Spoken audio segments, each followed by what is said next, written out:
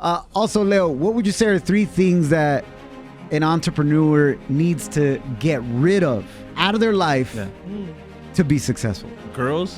I feel like partying. And so that he gave me $300. Here's $300. Start your business. And I went to go. I think I made like 12 hats. And bro, imagine from those $300. Last year, 2025, we did about $25 million. So it was like, imagine those in revenue, in sales. Yeah, in sales. Yeah. I lost like 6-7 racks that day, but it's all right. Wow. I paid.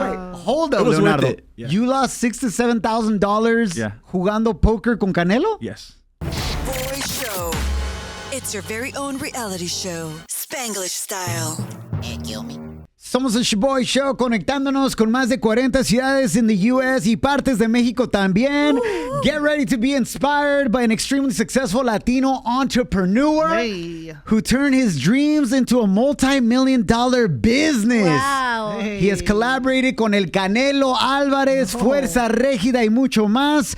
Con nosotros, the founder of Dandy Hats. Give it up al compa, Leonardo Sandoval. Yeah. Let's go, bro. Yeah. Bienvenido a tu cantón, carnal. Thank you, man. Thank you for having me here. Only 31 years old, multi-million-dollar entrepreneur with the business. Tus gorras bien perronas, carnal. Felicidades, bro. Thank you, man. Appreciate you. I want to start a little bit different before we hear your full story. Okay. I want to start a little bit towards the end of your journey, carnal. Oh, not the end, but the most recent stuff is how did the collab with Canelo Álvarez come about?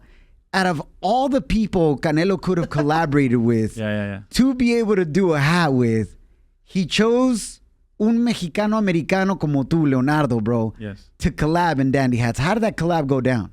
I mean, bro, my whole business has been like very, very organic. So it's just like the people that I've met throughout the process that led me to Canelo, So how it happened was, I guess Canelo was having the talks with his team, like, hey, we should do a hat collab with somebody.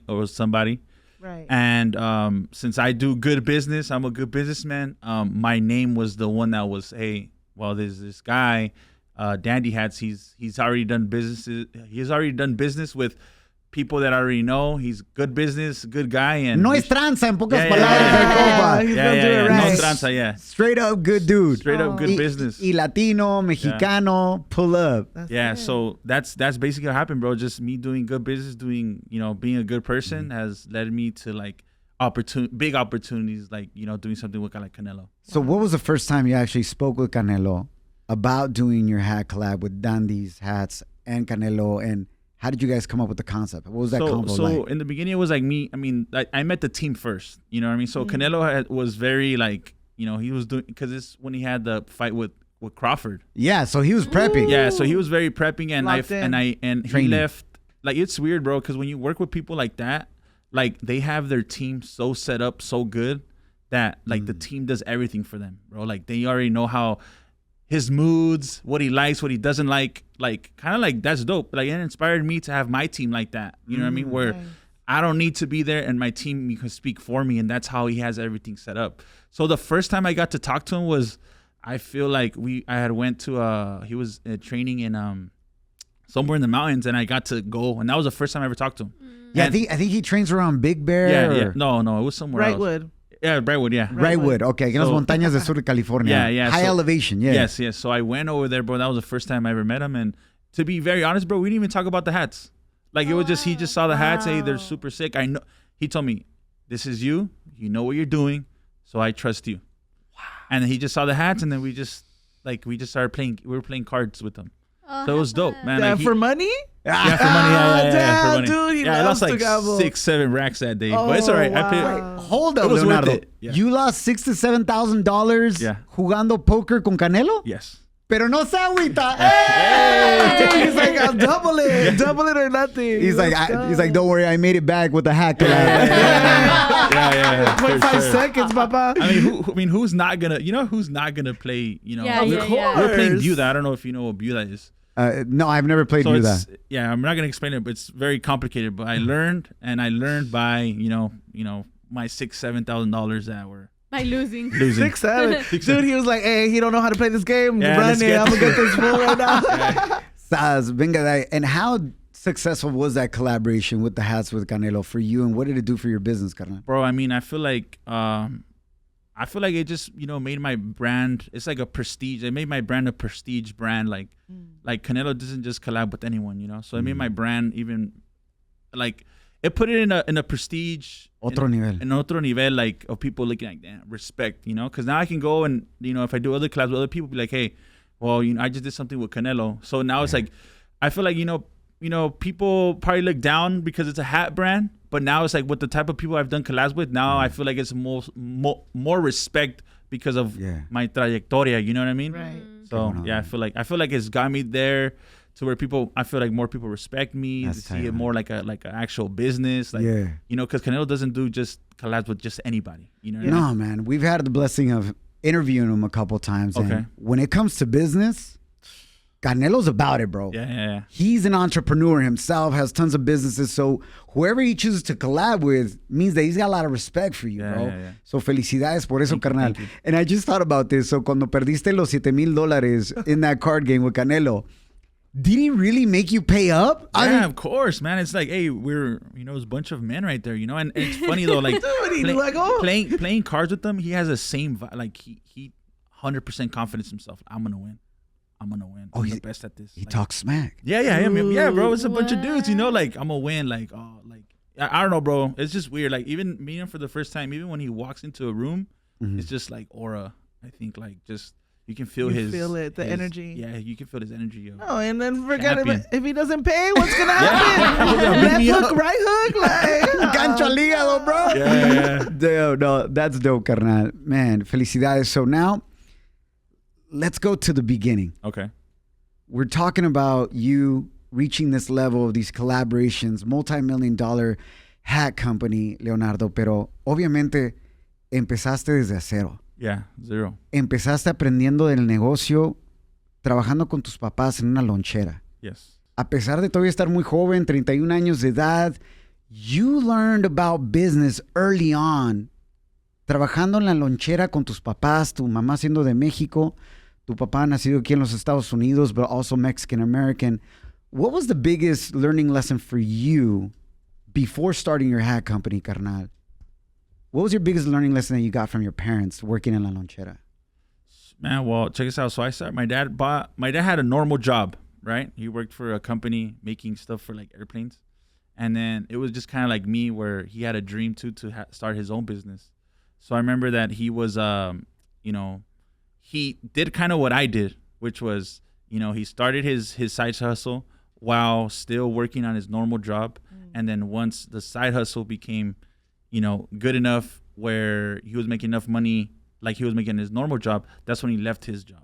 So that's kind of what I learned in the get-go of my dad was like, and then plus learning a lot from like Gary Vee and stuff is like, and it's crazy just to go back and see what my dad did. And freaking 15 years later, this guy Gary Vee said to do that. My dad did it. You know what I mean? You had already learned it from your pops. Yeah, from my pops, yeah. So Gary Vee stole it from your dad. That's crazy. That's crazy. No, but I mean, I feel like, just taking the risk. I've learned a lot from my dad, like taking risks. You know what I mean? And, I feel like everybody's dream is to become a business owner, but you got to have I don't know if I can say those huevos to be able to, to do it. Because a lot of people are always scared and, you know what, I'm cool here. But, I mean, I feel like for me and my dad, which is crazy, right? Because I didn't want to do what my dad did. So, Pero tu papá, do you think he had envisioned, bro, I'm going to hand down this lonchera to my son. He's going to take over. 1,000%. So it's crazy. So it went from a lonchera. So I started working when I was 7 years old, like I said. And then we moved to Texas, to San Antonio. My dad bought a restaurant there. I worked there every weekend. Then we moved back to California. He bought a restaurant in West Covina. Didn't go good. I would work there. Me and my primo Ramiro would work there.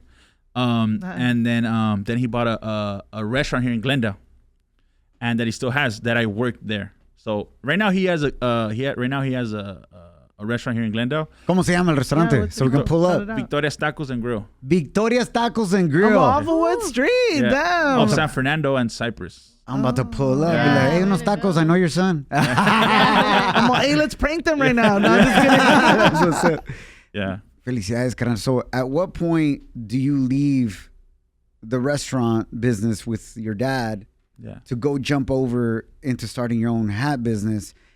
And that's tough for you to explain it to your parents sometimes, because our parents, especially being immigrants, sometimes they're not going to understand our vision or our dreams and the gifts that God has given us and the vision that God has given us, because they're like, no, mijo, I've already like worked hard to get us here. Take it over. Yeah. So it took a lot of courage for you, carnal. Yeah. It was to really go after what you really wanted. Yeah, it was a very bad, I want to say 2-3 months of my dad. You know, we were beefing it at the house. Wow. So when I gave him the news that I was gonna stop working, he says like, but why? You know, like, why are you gonna do that if you like? Well, again, they don't, like you said, they don't understand. You know. So I remember, I was still working with my dad, and I would go home, pack up orders of the hats, and then, like I said, you know, I watched that Gary Vee thing where he's like, oh, as you know, as when you start making enough money that you're making at your normal job on your side hustle, that's when you leave. That's when you leave the job and you go 100% into the side hustle. I love that. So that's when I contacted my dad. You know what? I'm gonna stop working, and it was bad. Like, what do you mean? Like, you can't do that. Like, who's gonna help me? You know what I mean? Wow. I'm the only like varon in my family. So who's gonna help me? You know what I mean? And when we would work, my dad worked in the day, and I would work in the night. So it was just me and him all the time. Right. Me and him. Running the restaurant. And the lonchera, So when that happened, it's like, you know, it was a very tough conversation. Like, I remember telling him and like, okay, cool. And he didn't believe me. And I had to be very firm with him. Like, I'm not going to go to work. I'm not. Because at that time, he would go a lot to Mexico. And then I would have to stay and work all day. Got it. So it was like a lot of like, okay, mijo, I'm going to leave. You work 4 days all day. And then when I come back, I work 4 days all day. And then, you know, and when I told him that I was literally going to stop cold turkey, I remember he would still be like, hey, mijo, can you help me? I'm like, nah, dad, I'm not. And that was for me to be like, to stand up firm. Like, I'm not going to go. So he could believe you. So he can believe me, you know, because like you were serious about it, right? I was very serious about what I was doing. And it was hard, man. I mean, imagine I was living with my dad. He would call my mom sometimes and be like, hey, ¿qué está haciendo Leo? Está acostado. Pero ya son las 12 de la tarde y en vez de venir aquí ayudarme están acostados. And my mom would be like, well, it's because, you know, nowadays it's on your phone, you know, he's working off his phone. Networking, right? Yeah. Doing all that. So it's like I was on my phone, like, you know, I would lay down, but I was working on my phone, you know what I mean? Watching podcasts or like, you know, replying to people, hitting up people. So it was very hard for him to understand that whole thing. And I don't blame him, you know what I mean? Claro. And I remember this one cool story, bro. I remember that I was about a place, it was around the time that I was going to leave my dad. My dad's business. And I remember I went into my parents' room, and I was super excited, bro. I had a little cuaderno, and I had to put like I was making like 3,000 hats, 3,500 hats, and it was the first time that I was gonna make them overseas in China. And I go in there and I'm like, hey, look, guys, I'm gonna make 3,500 hats of this and this and that. And then they're like, oh, but are you sure you want to make that many? Like, mijo, you should make less. See. And I felt at the time I got super mad, and I was like, man, like, you guys don't believe in me, you know? Right. But now going back to like that situation, like they didn't understand. Like, bro, imagine if your kid. I mean, I don't know if you guys have kids, but I have 2 girls, 2 daughters, 7 and 9. One comes in, they're like, hey, you want to make hats? Yeah. And you can be like you don't understand. You know what I mean? So I mean, I don't blame them for that anymore. Right. Before, I did, but now it's like, if they don't understand, then I mean, they just want what's best for you, right? They don't want you to fall. They don't want you to fail. So they're trying to protect you. So that's why they told me, like, why you make so many, you should make less. Like, right. Or why you putting all this work into the hats when we already built you the business? Like, you just go on and take over. Yeah. You know, as a parent, especially immigrant parents, carnal, they've sacrificed so much and they put in so much work that they don't want you to make the mistakes they did, or they don't want you to suffer or go through what they went through. You know what I'm saying? 100%. But sometimes we as parents la regamos, and if we overprotect our kids, we're robbing them and stealing them of their blessings and growth. Yep. Right? So speaking of your Dandy's Hats, carnal, which is now a multi-million-dollar business, at what point do you feel like my dad, my mom now really respects what I've built and they truly do believe in me? Man, I feel like it was probably like 2 years ago when I moved out from home, you know what I mean? Yeah. I moved out when I was 27 years old, recently. And they seen like, okay, then I bought some nice cars and they're like, oh wow, like, but I mean, for them, like, they still worry about me, you know what I mean? They still worry about like, oh, you know, is Mijo doing good? Like, you know, like I have all this stuff and like, damn, like they still come to me and they're like, hey son, like, you know, you're wasting a lot of money, you know, I see you stressed out, like, are you good? Like, you know, are you not? I'm like, nah, but I'm good, like, I'm chilling. You know, I pull out my phone, I show my bank account, like, hey, we're good. Like, don't even worry about it. You know what I mean? Like, and for them, I mean, they still worry about me, but I mean, I feel like they've been proud. I feel like even though I'm pretty sure my mom and my dad are proud when they seen that I took the step to do my own business. Yeah. Maybe at the time my dad didn't really think like he was proud of me then, but I'm pretty sure now he's proud of me because I took that step that he took one day. Right. He's like, my son did it. You know what I mean? Like what he was trying to protect you from is exactly what your parents did. They took a leap of faith. Yeah. Immigrating to this country, starting their own business, and now you did it. Yeah. And that is powerful right there, bro. Yeah. How have you been able to bless your parents now that you have a multi-million-dollar hat business with Dandy's Hats, hermano? What has been like the most joy and how you bless them? I mean, I feel like, you just be able to take care of my whole family, my sisters, my parents, my mom, my dad, I have two younger sisters. I mean, whatever they need. I mean, I just recently bought my dad a truck. I give my mom money every month. My sister bought her a car. Like I just do so much for them because, like I appreciate, I even if it's my parents or it's not my parents, like I appreciate anybody that has ever helped me. So I show them a lot of love. Even like my Uncle Max, that he gave me $300 to start my business. Wow. Like, him, he just came the other day from Texas, and anytime he comes, like, hey Theo, here's my car. His sons come, here's some money for you guys. Hey Theo, you need anything? Like, I got you. He'd send me like, oh, his sons are doing like fundraisers over there and for stuff like soccer team or la escuela. Hey Theo, cool. Like whatever you guys need, like I'm here. You know what I mean? So I feel like I've blessed my family with I feel like with materialistic things, but also like I feel like blessing them by being a good son. You know what I mean? Like I've always been a good person, a good son. I never gave my parents any like problemas or worries. Like that. So how have you, being so successful, carnal, being around so many people that now are attracted to you because of your success? How do you protect your inner circle and protect yourself from potentially falling into drugs or alcohol addictions and so on and so forth, which is very easy to fall into at that level? So you know what? Ever since I was small, bro, I was a scary cat.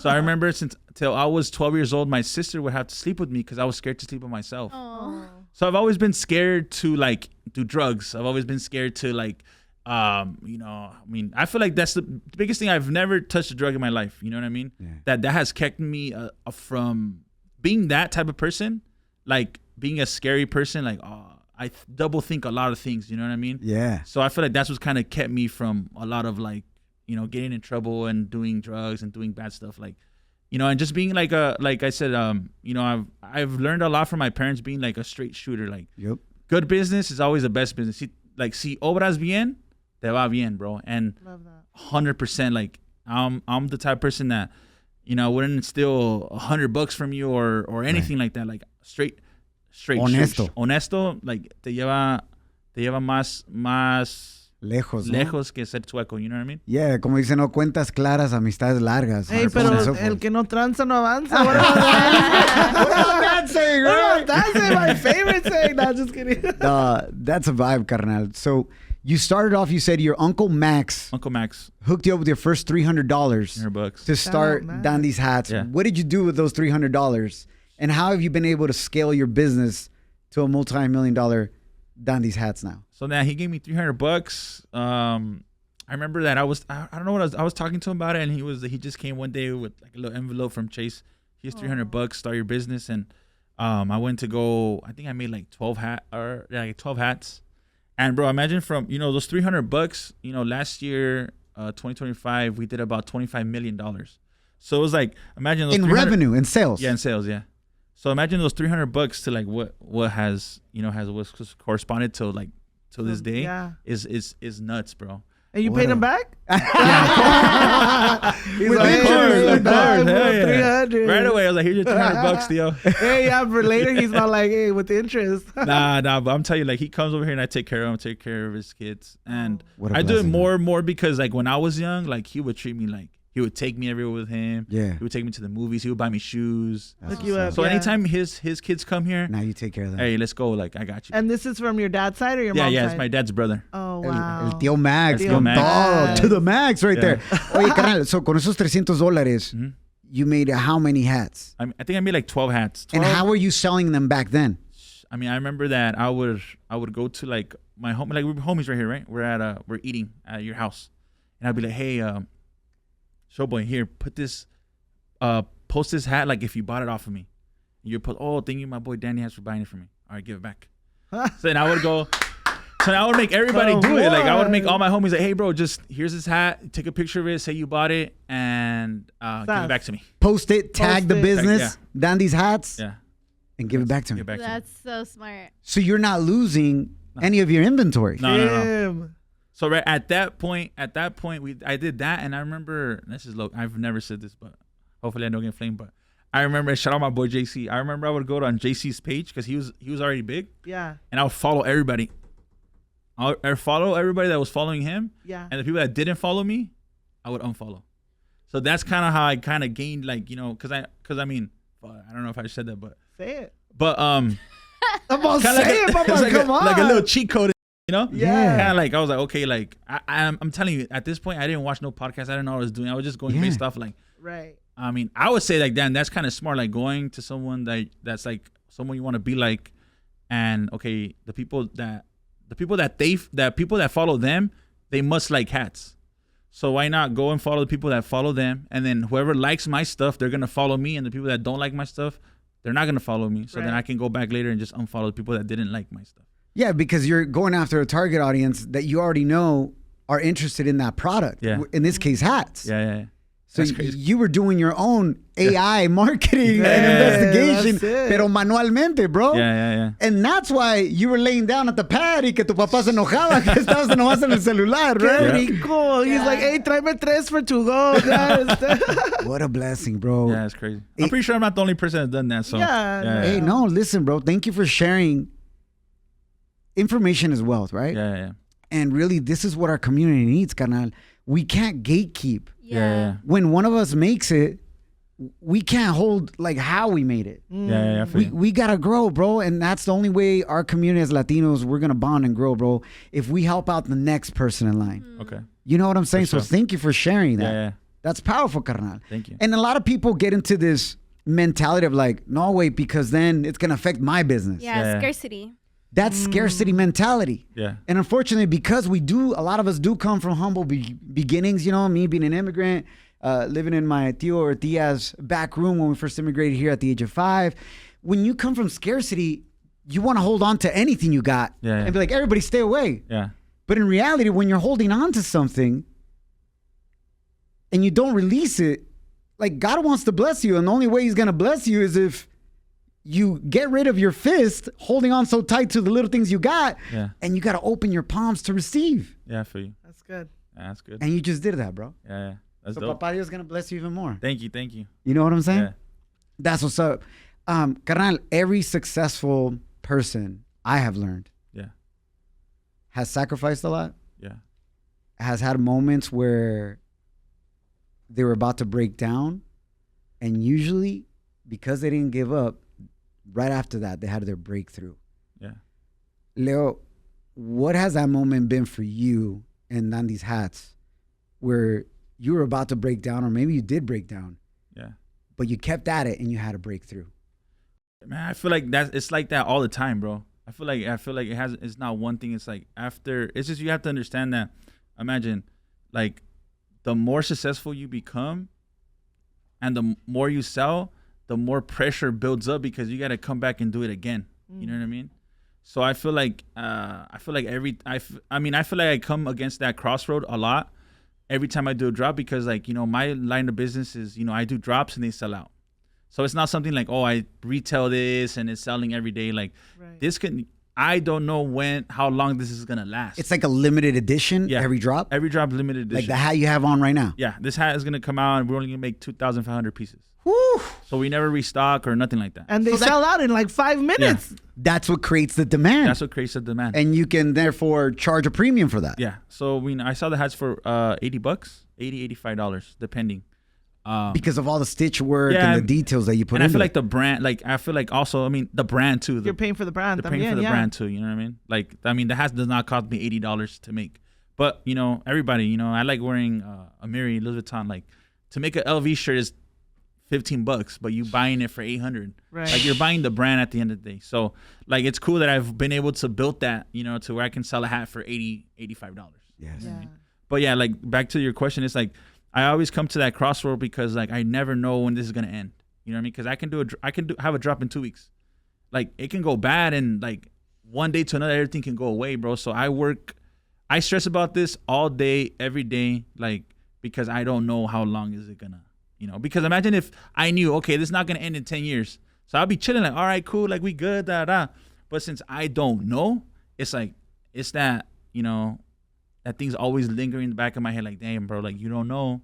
You know, so that's what makes me work even harder. It keeps you on your toes. Yeah, because it keeps I don't the know. grind going. Yeah, because I don't know.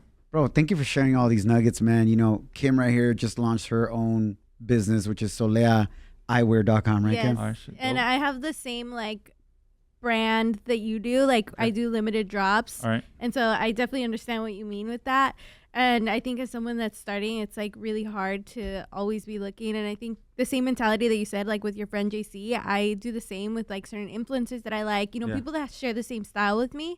And I think something that recently I encountered, which we were talking about, like I'm not a mom, but moms like love like big sunglasses. So how do you put yourself in that mentality of like, okay, this is my style. This is the style hat that I like, but other people like other styles or like trucker hats. You know what I mean? It, like, maybe a hat that looks good on you won't look good on someone else. So how do you handle that? So I mean, damn, I'm since you say you just started, I feel like it's right now. I'm 2 drops in. Okay, so I feel like right now you're in the perfect time to just like experiment with a lot of things. You know what I mean? That if someone told me like, hey, I have a brand I just started or 2 drops, I'm like, you should try to experiment with, you know, whatever you think is gonna work, and you know maybe the 10th drop you kind of see what people actually really like, and you can just like double down on that one product or 2 or 3 products that people actually really like. You know what I mean? Got it. Okay. But the products that you do launch, you would say do a limited drop so people know that there's not a lot of them. Yeah.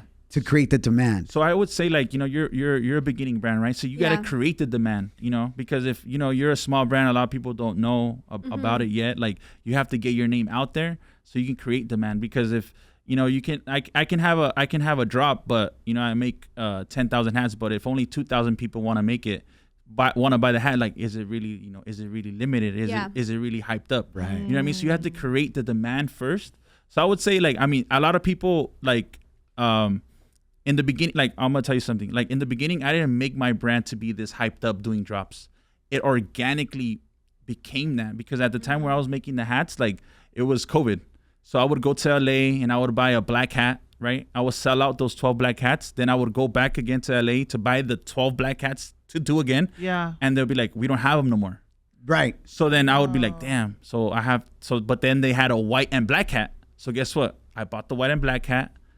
Then I go to sell them and they're like, hey, bro, but I want the black one. I'm like, well, I don't have the black one no more, bro. Limited, out. It's sold out. Like, without me even knowing, like, what was going on. You know? That was the marketing strategy. Yeah, it was happening without me even knowing, you know, without me even thinking about it. And then I remember that happened. And then, again, so I would sell the white and black hat.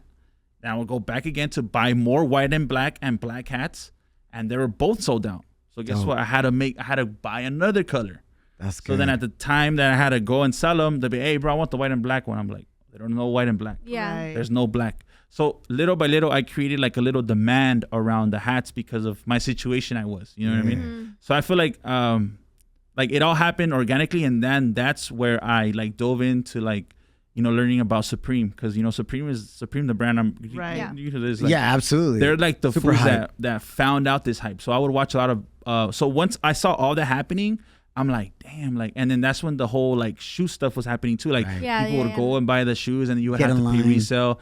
So I was like, damn, that's kind of what is happening in my business. So what if I just start learning about it and actually like rolling with what's happening? Yeah. And then that's how like I'm telling you, like, you have to learn. You have to watch a lot of podcasts. Yeah. I would watch podcasts about restaurants, about other businesses that didn't have to do anything with your particular business. Yeah. Because at the end of the day, I would watch an hour podcast, and out of those hour, I would probably get a 10-minute interval nugget that's like, and I can come and put it over here. You know what I mean? Right, because the principles apply everywhere. Yeah. Regardless of the product. So it was cool because I remember I would watch Gary Vee, and he would tell me to do something, then I would go do it, and it would work. And then I would come back and learn something else, and I would do it, and it would work. Wow. So it just became like, it was like, damn, this is easy. Hey, send the links. So there it is. So like, yeah, like like anybody that's like starting a brand, I would say like my thing too, like, imagine I started this in 2015. Yeah.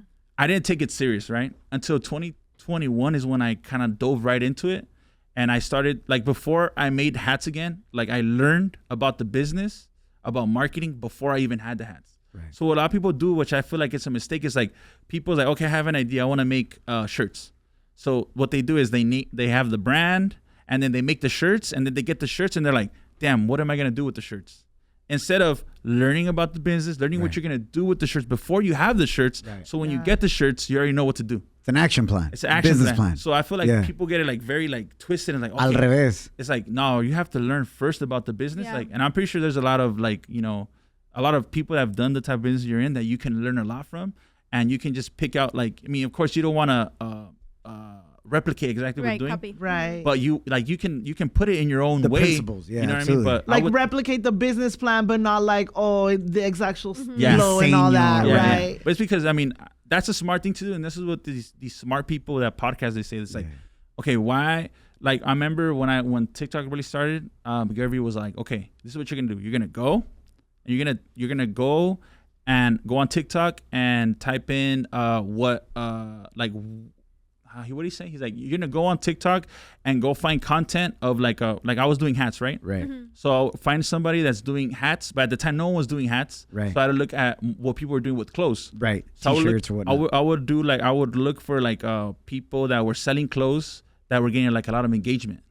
So then what I would do is like, okay, I would go and I would kind of copy what they're doing, like social media, because it's already working. Right. It's working for them. Yeah. So then I would just grab it and make it to my own. Yeah, fit it to your style. Yeah, fit it to my style. So that's kind of how it, like, those little cheat codes that I learned from Gary Vee is like, you always want to, like, I mean, not copy. Yeah, you want to copy, see, damn, this is working for them. Right. So what if, I get the same idea and just make it my own? Yeah. And then that's what people like. So that's dope, man. No, thank you for sharing, carnal. With that being said, and Leo, what would you say are 3 things that an entrepreneur needs to have to become successful? Just 3 simple things. I think patience, wanting to learn, and love what you do. I feel like those are the 3 most important things. Like, I feel like, another thing is, don't chase the money. You know what I mean? I feel like in the beginning when I started this, like, it all happened because of a car. And I was like, man, this guy has money. I want to make money too. How hard could it be to sell a hat? And that's why when I really started, it was like, it never went good for me because I was just looking for the money. So I came to a crossroads in my life when I was 27 years old. I was like, damn, I don't want to work with my dad. I don't want to do this. And I remember watching Gary Vee again. He's like, okay, like, you don't want to be 60-year-old and be like, damn, I should have done this. Right. So then I remember I started cleaning shoes. I tried to help my dad fix up the restaurant, try to get into the restaurant business. And then I was like, okay, well, what else was I good at, before? Well, I was good at selling hats before, so why not start doing the hats again? Okay. So then that's kind of like where cleaning the shoes was too hard.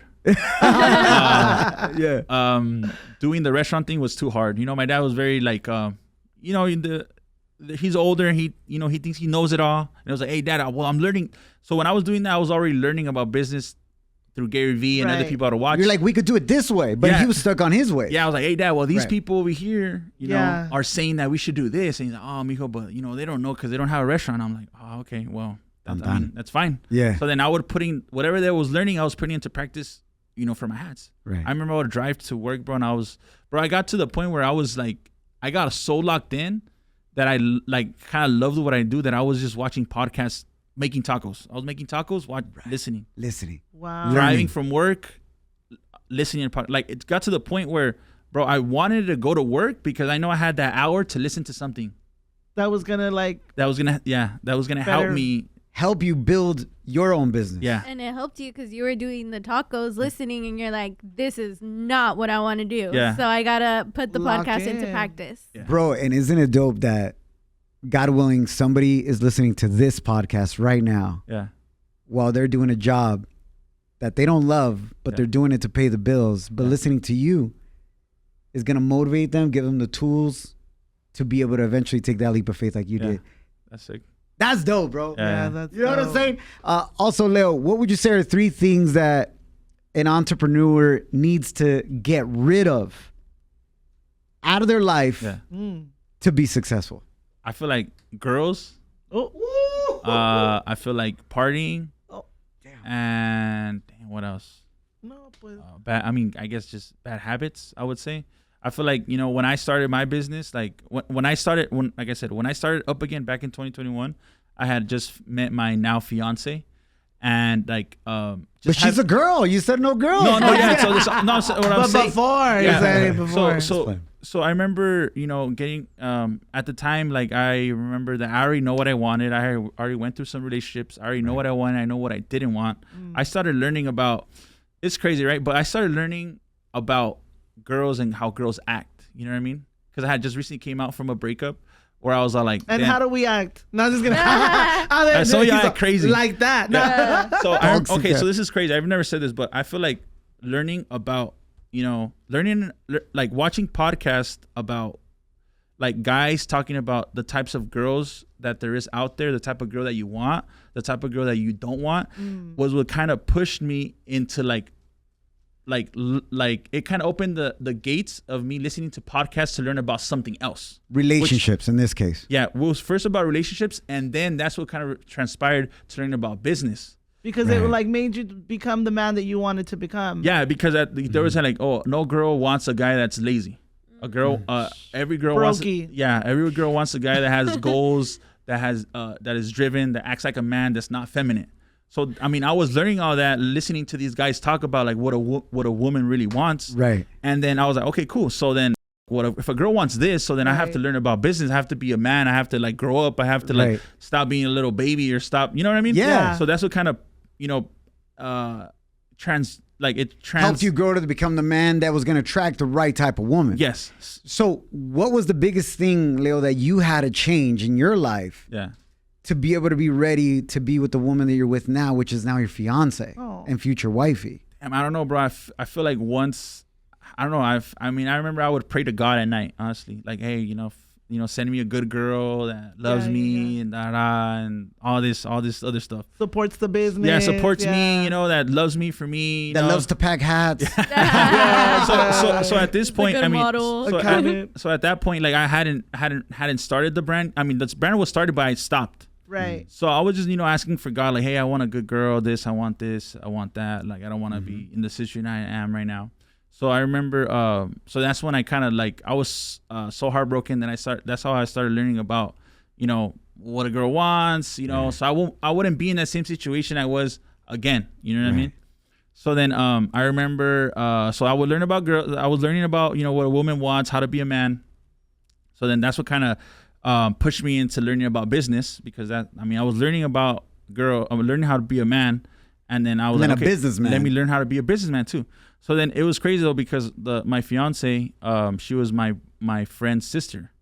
So I met her randomly, like your guy friend's sister. Yeah, my guy's friend's sister, and I just met her like randomly, bro, at a party, a family party they had, and I was like, man, she's pretty.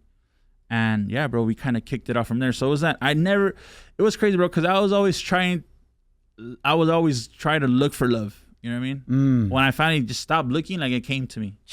You know what I mean? So that's what I'm saying. It's like, even when you look for the money, like the money is never going to come to you. You know what I mean? It's like, when you stop worrying about it, It comes to you. When you stop worrying about it and you just start doing the right things, it's going to appear. You know what I'm saying? You're going to make it happen. Yeah. What's protocol to dating your guy friend's sister? Oh, yeah. They didn't talk to. So it's funny, though, because now they work for me. Like, 2 of them work for me. They hated me. They didn't talk to the sister for a year. No. They didn't talk to me for like another year. Like, they were super mad that I was dating their sister. Pues claro, usually that's off limits. Hey, bro, ni mires a mi hermana. Like, what are you doing? Is she like a little older than you or younger? She's 32. Oh, I mean, she's 32. Yeah. So about the same age. You're 31 right now, about to be 32 next month. Happy early birthday. Thank you. So the brothers got pissed off at you. Pissed off bad.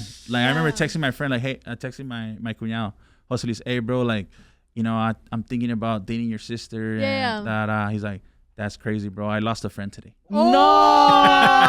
You trying to send another message, bro? Yeah, nothing. Damn, green bubble. Yeah. But he wasn't working with you yet. No, he wasn't working. No one was working for me. So that was your follow-up message. Hey, I'll give you a job, fool. No.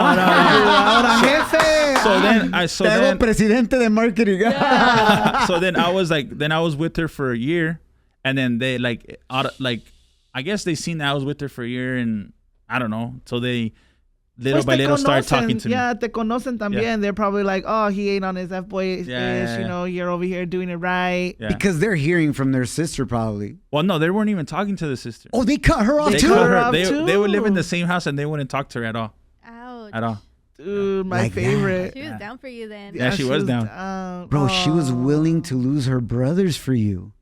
Yeah. For a whole year, yep. I mean, gracias a Dios, everybody's cool now. Yeah, no, she's like for life. No, all these fools are all. I mean, I would think, right? Like, I would love to have a cuñado like me. You know what I mean? Well, we'll find out in the comments. We'll find out next. There they are on the phone. On the phone. Que salga el cuñado. Pops out. Chokehold. That's not how it went, fool. I should have gone Canelo to beat you up. Damn, bro. And so, how long have you guys been dating? So we've been dating for about 4 years already. Oh, we've been engaged for 2 years. 4 years. So 2 years into your relationship, the first year, her brothers cut you off. Yeah. And her off. Yeah. Then what made it cool? I feel like them seeing that I was actually about it. You know what I mean? Like, I was with her for a year already. Yeah. And like, okay, cool. Like, he's full serious, you know? And then how did you propose to your fiance, Leo? Damn, so it's crazy. So I proposed to my fiance. I bought us our first house, and that's where I proposed to her in. Boys, step it up. Listen to some Gary Vee. Yeah, for real. Good. Listen to Leo S right here. Wow. Listen to the Shoboy Show and Gary Vee. Yes. Imagínate. First house. And okay, so she's probably walking in like, oh my gosh, babe, you got us a house. And he... No, so how it happened was, like, I remember I was looking for a house. And she didn't know I was gonna propose to her or anything like that. Yeah. Right. But I was looking for a house. So she was going with me house hunting. Like, hey, I'm gonna buy a house for me, like for me and my parents and stuff like that. So cool. And I remember that I think we both liked that house, or I think I liked it. I don't know. So no, I'm pretty sure we both liked it. So I remember that I had closed that day. That same day I closed is the same day I proposed to her. So I remember that I was like, hey, we're gonna go look at a house. I told her we're gonna go look at a house. We're gonna go look at this new this house that we already seen. I'm thinking about buying it. Right, let's get it like a second look at it. Yeah, but I already bought it. It's already done. So then, we get there, and she's like, "Oh, yeah, we already seen this house." I was like, "Yeah, but I want to see it again." But it was already like, I think it was like 6 o'clock in the night. Yeah, so she was like, sunset. Let's go. She was like, "Why? Like, why are we looking at this house so late?" Yeah. You know? She's like, I was like, "No, because they let me come see it by ourselves, so we can walk it ourselves." You know what I mean? So I remember I opened the thing and. The door to the house. Opened the door to the house, and then she closed it. And as soon as she turned around, I was on my knee already, like crying already. Can you marry me? You were crying? Oh, that's so cute. With the ring. With the ring, yeah. I love it. And what was her response? She just started crying. Oh. She was like, yeah. Hey, they say that the ring has to be at least 3 months of work. So, baby, I know that was a big ring. No, just kidding. Last year, revenue was 25 million. Last year's revenue, Papa. Yeah. No, do the math. No, just kidding. Wow. Bro, so you propose to her, you're crying, she's crying, hella chillones. Super chillones. Your fiance is in front of you. First time she ever seen me cry. Oh. That's a real man right there, by the way. Side note. Yeah. Wait till you get into your 40s, dog. I cry. Wait till you have kids. I got to cry all the time and pee all the time. But she's crying, you're on your knees, you propose to her. Yeah. At what moment do you tell her, by the way, this is our house? So then after that, I was like, she said yes, like, oh, and this is our house, and she's like, then she starts crying even more. That was pretty sick. Oh, I should have recorded it. She cried even more because she's like, this is not the one I wanted. No, I'm just kidding. But I'll take it. Pero no me agüito. Hey! But I'll take it. We'll flip it and make money off of it. No. That's great. Dude, what a beautiful love story, carnal. Yeah. To wrap this up, carnal, because we could talk about so many things. What I've seen, and regardless of the industry, right? We were just having this conversation on the show the other day. Because the crew sometimes se agüitan conmigo because when we go to Las Vegas for like fight week to cover like the Canelo Crawford fight, stuff like that, sometimes I fly back home to LA. Not sometimes, all the time. No, except for Canelo Crawford because he has a like love thing for Canelo. Romance. I admire him. Romance? Yeah, romance. How can you not admire him? Yeah. Anyways, so we're there Wednesday through Sunday. Okay. But then Saturday mornings I'll fly back to make sure I'm at my daughter's soccer games. Okay. And then, like in the Canelo case, I catch a flight back to Vegas and I'm at the fight. So sometimes that we done because I'll leave Friday and they're like, hey, you're not hanging out, we're not partying or whatever. But it's fine. Where I'm getting to is... Yeah, I'm like, where are you going with this? What I'm getting to is, as you are going to become a husband and God willing eventually have kids... Yes. How are you going to manage having a successful business and having a successful marriage and then God willing eventually being a great father? Because I've seen too many successful men gain the world and the respect of the world because of their money and how successful their business is. Yeah. But unfortunately, they lose the respect of their wife, of their kids, and their family. Yeah. I don't know if you thought about that, pero I don't know why, bro. Siento una confianza muy chida contigo, and we all really want to see you succeed. Yeah. Yeah. How are you going to maintain that balance of having a successful business and successful marriage eventually? I feel like, honestly, like right now, I don't have no kids right now at all. So I feel like God always blesses me, bro, in weird ways where it's like he puts... When it's my time, it's going to be my time. You know what I mean? I feel like God didn't bless me back when I was 21 years old because I didn't have my head on straight. I was doing other things. I was partying and stuff like that.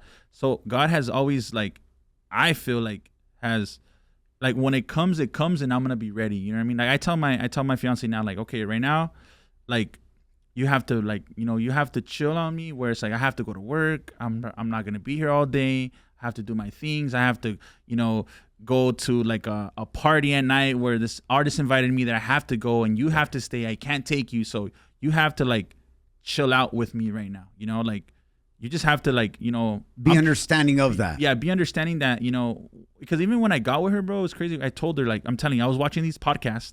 So I told her like, hey, look, this, like, it was like more of an agreement, right? I was like, okay, before we start this off, this is what I expect from you, which is like, look, I'm going to start my hat business again. I'm going to have to go out. There's going to be times where I have to go out late. There's going to be times where like I'm not going to be able to hang out with you because I have doing this. And like, and I remember, and then she told me like her things that she didn't want. Right. So it was like, what were those things? I mean, I'm pretty sure like it was just don't cheat on me, like, you know, stuff, normal stuff that girls say. Yeah, like normal stuff that girls say. Just the normal stuff. You know, just don't be a sucio perro. Exactly. So I remember we both agreed on that. Okay, cool. So like in the beginning, it was very, you know, spot on what I really wanted. Right. So, I mean, everything I told her that was going to happen has happened. And now sometimes it does get like, oh, well, this and that. I'm like, hey, well, you know, I tell her like, I still have goals as a man, you know what I mean? And I still am hungry for other things that I want too. Like, you know, I always like to be goal driven. And right now I feel like we haven't had a child or anything because like it's not time yet. You know what I mean? Like I feel like God's timing is the best timing. You know what I mean? So I feel like he's gonna bless me whenever he feels like it. Absolutely. Or maybe he won't bless me, maybe because I'm not ready. You know what I mean? So I'll just leave that up to like his hands, and if it comes, I feel like it's gonna come at a perfect time. Right. And if it doesn't come, well, I feel like, you know, it's just, you know, it wasn't meant to be. So I'm telling you, like, my business has been so like that, very organic, where God has, you know, stopped me from doing certain things, and that certain thing went bad.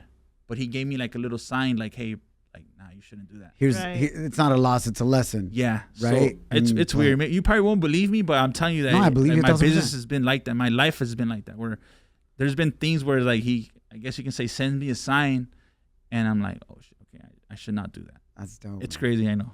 No, but you might see I'm loco, but we're all big in faith here, faith, and especially if your parents are big in faith, you know, Yeah. if they pray for you, and if people's just praying for you, prayer is everything, you know. Yeah, so yeah. that's their hand over it, and God's hand over you. Yeah. Amen to that. But what I'm hearing what is the way you've been able to handle having a successful business like Dandy's Hats, and also having a successful relationship right now with your fiance, is you guys have communicated very clear expectations from one another of what you need from each other, and you're respecting those things. Yes.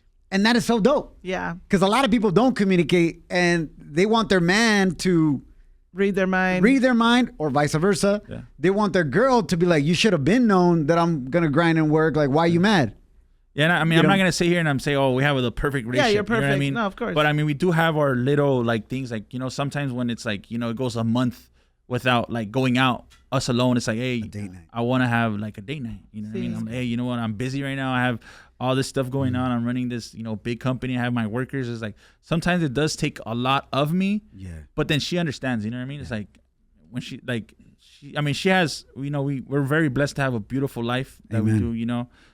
So it's like, you know, and it's funny though, because I feel like, you know, a woman stops, like the wrong woman stops you from growing, because a girl just wants you to be there with them all the time. Yeah. And it doesn't allow the men to grow, like go out and actually grab. Right. Like I was watching this thing, like to go hunt. Yeah, to go hunt, like those fools back in the day. You know what I mean? Imagine, gatherers and hunters and gatherers. So imagine if you didn't let your husband go and hunt and gather, like you guys would starve to death. So like us as men have to go out, and the woman has to let us go out to do our things, to be able to come back and to be able to provide. Well, here's the thing too, bro. I don't think anybody has to do anything. I think because a lot of times people will get turned off by that, right? Like, I don't have to do, you know, right? Like, you don't tell me what to. It's like, no, we have the opportunity. We get to support each other. Yeah. We have a choice. Yeah. But I'm choosing to support and love you.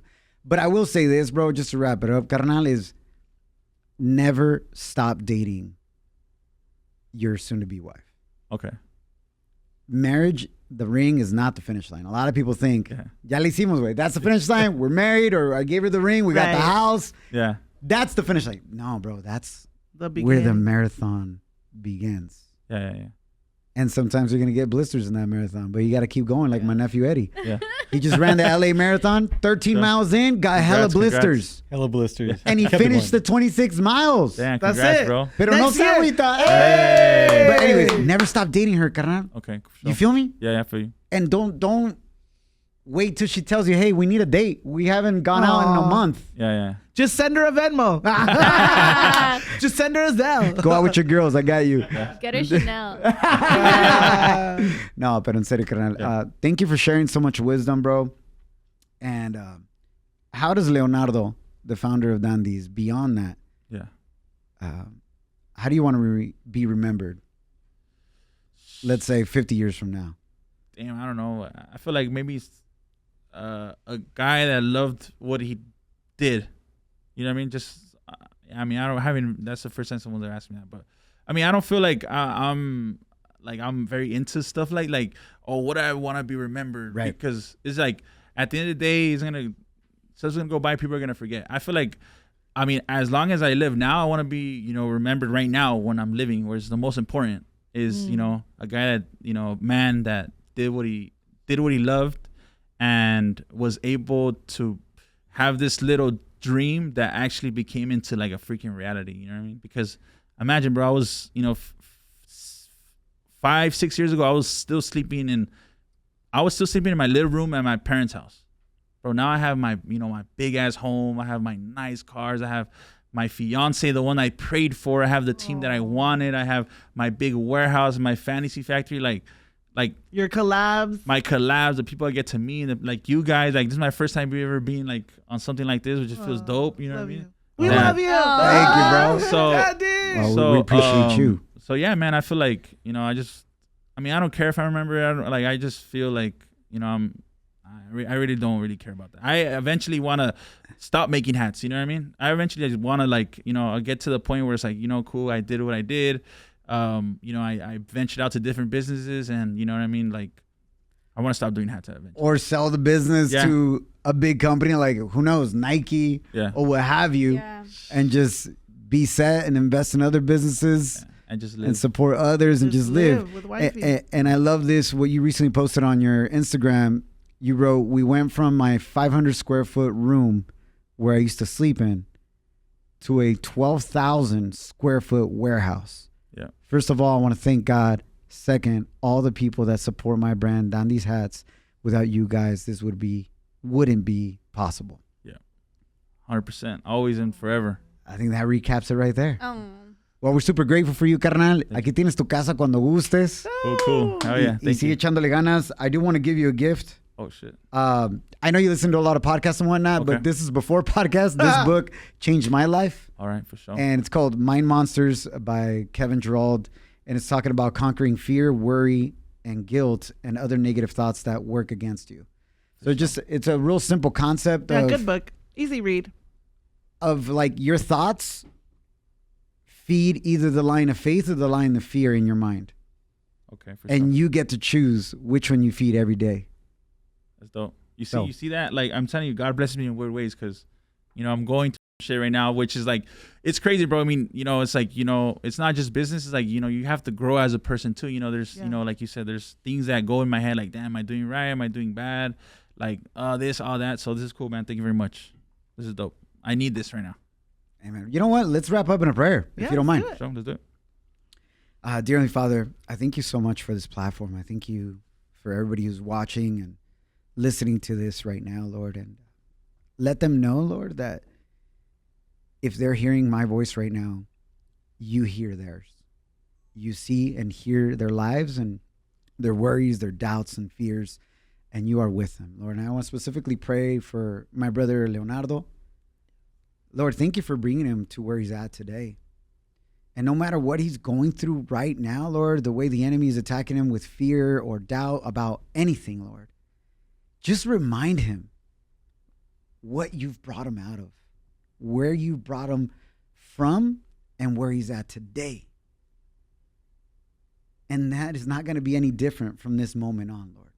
As long as he stays faithful to you, you will stay faithful to him. We pray blessings over his life, over his relationship, over his family. And as we like to say, don't stress, do your best, and you, God, will do the rest. In Jesus' name we pray. Amen. Amen. Well, that was good. Oh. That was good. Thank you, man. De nada, compa. Ánimo. Shoboy Show. Where can our listeners and viewers follow you at? Dandy, DANDY_Y_Y, and Dandy Hats, like how you hear it. Pa que sepan. Thank you. Ánimo. Yeah. Follow us at Shoboy Show. SHOBOY Show.